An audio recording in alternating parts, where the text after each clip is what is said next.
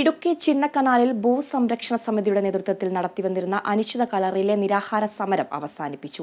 Digital raise സർവേയിൽ കൈവശക്കാരുടെ ഭൂമി ഉൾപ്പെടുത്തേണ്ട എന്ന സർക്കാർ നിലപാട് ഹൈക്കോടതി സ്റ്റേ ചെയ്യുന്നതിനെ തുടർന്നാണ് സമരം അവസാനിപ്പിച്ചത്. സർക്കാർ നിലപാട് അനുകൂലമല്ലെങ്കിൽ സമരം വീണ്ടും പുനരാരംഭിക്കും. റീസർവേയിലെ അപാകതകൾ ഉൾപ്പെടെ വിവിധ ഭൂവിഷയങ്ങൾ പരിഹരിക്കണമെന്നാവശ്യപ്പെട്ട് 2 മാസമായി ചിന്നക്കനാൽ നിവാസികൾ നടത്തിവന്ന തുടർ സമരമാണ് താത്കാലികമായി അവസാനിപ്പിച്ചത്. പട്ടയമില്ലാത്ത കൈവശ ഭൂമി ഡിജിറ്റൽ റീസർവേയിൽ സർക്കാർ വക ഭൂമി എന്നാണ് രേഖപ്പെടുത്തിയിരുന്നത്. ഇതിനെതിരെ കർഷകർ ഹൈക്കോടതിയെ സമീപിച്ചിരുന്നു. കൈവശ ഭൂമി സർക്കാർ വക ഭൂമി എന്ന് രേഖപ്പെടുത്തുന്നത് കോടതി സ്റ്റേ ചെയ്തതോടെയാണ് ഇവർ സമരം അവസാനിപ്പിച്ചത്.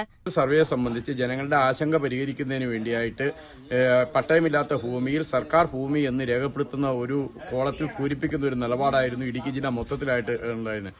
ഇതിനെതിരായിട്ടാണ് സമരസമിതിയുടെ ഭാഗമായിട്ട് ഞങ്ങൾ ഹൈക്കോടതിയെ സമീപിക്കുകയും ഹൈക്കോടതി താൽക്കാലികമായിട്ട് 2 മാസത്തേന് ഈ ഡിജിറ്റൽ സർവേ നിർത്തിവെക്കുവാൻ ഒരു ഉത്തരവിടുകയും ചെയ്തു. ഇതിനെ തുടർന്ന് സമരം താൽക്കാലികമായിട്ട് ഞങ്ങൾ നിർത്തുകയും ചെയ്തു.